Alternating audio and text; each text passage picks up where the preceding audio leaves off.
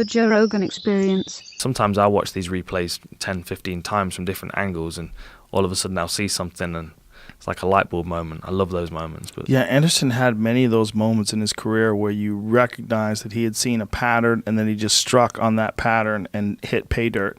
And you're like, Jesus Christ. Yeah. It's like Max Holloway does it now. Mm-hmm. Like that first round is like his download round. Yeah. You know, he gathers information, he studies their patterns. And that's why if you look at Max Holloway's stats, his first round, his percentage of success is low and his output's low. But then as his success rate increases, so does his output. Yeah. It's ridiculous. Like, I don't know any other fighter that does that. No, he's brilliant in that, and his output is preposterous. His output is just so outrageous. But not as outrageous as Colby Covington's. Colby Covington might have the most outrageous output in the sport. Yeah. It's outrageous. What about him and Usman, though? Do you they're think both Usman, outrageous. It's all who's the better wrestler. Yes. Who's the better wrestler and who has more power and who can keep that up for the longest. Because Colby can keep that shit up for 5 rounds. He's done an amazing job of getting people to dismiss him because they think he's a piece of shit. with his MAGA hat and all the trash talk that he does. It's fucking brilliant, man. Because what he's done is just insult everybody and anybody, get a lot of people talking about him, and then fuck people up. So it's like, whoa, this is a crazy combination because it fucks with their head. They don't want to lose to this guy. They don't want to hear him talk shit. After he beats your ass, he's going to still talk shit? Mm-hmm. Fuck! There's a slight, I don't know, depending upon the person, but at least slight burden in experiencing that from a person. It might be a big burden. Maybe you're one of those people that has a hard time getting fucked with, and you can't. It keeps you up at night, and then it's like maybe it diminishes your performance 20%, maybe 30%. Yeah. And Colby doesn't get tired. He keeps coming. It's terrifying.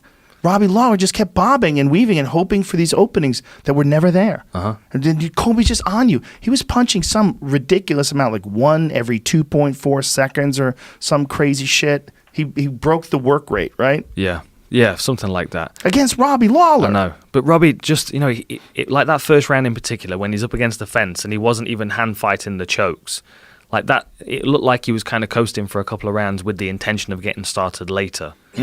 But then I just think the intensity of Colby just burned him out faster than he expected. I think when you're an explosive guy like Robbie is, where he fires fucking hurricane speed bombs at you, and when he does that, he's going 100%. 100%. Colby never goes 100%. If you watch him, he's punching like 70%, 60%, 70%, 60%, and he just stays on you. Very Nick Diaz-like in Diaz's early days, like when Diaz fought Frank Shamrock. Perfect example. Like, he just puts that pace on you, keeps talking shit and puts that pace on you, and he's hitting you a lot. So you're always tight, like you're always tightening up, and it's just draining your battery. Yeah, and you don't want to lose to this guy because he's talked so much shit. And you're like, well, he's talked so much shit, but when I get a hold of him, guess what? When you get a hold of him, he's great. That's the problem. The problem is all those things that fuck with you, plus he's a great fighter. So the meanness, the shit talking, all the MAGA stuff, the strippers, the cringe, you're like, oh my God, right? And then on top of it, the fucking output inside the octagon, you're like, shit. He's doing all that and he's fucking me up. He might have fucked me up even if he didn't do all that. But he does all that and I don't want to lose to him and he's fucking me up. It's like, God damn. Do you think there's a point where Colby thinks, you know, at any point during his training camp, like, shit, I've stacked the odds against myself here? I had that moment before Marcus Davis where I thought to myself, if I lose here, I'm gonna look really fucking stupid. I think that Colby is doing a brilliant job of playing a bad guy, like pro wrestling style. And I think he didn't used to do that early in his career. He was a hard-working guy who just went out there and fought his ass off, but people didn't give a shit. And they weren't giving him the credit that he deserves. And so he turned heel. And from that, he's become the interim welterweight champion. He's one of the most talked about guys in the sport. He took on a character. That's what I think. And I think that character is super successful at fucking with people. You know, I mean, and he can fucking fight, man. Yeah, he can. You can't underestimate that kind of cardio. That kind of cardio is crazy.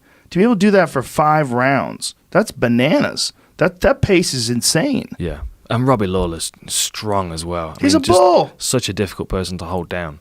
I wonder whether Robbie Lawler left some of his training camp, whether he left some of his effort in the gym. Like, I would imagine Robbie Lawler's the kind of guy that still trains like he's in his 20s. Like, he's like on it every day. Well, maybe. Or maybe they trained together.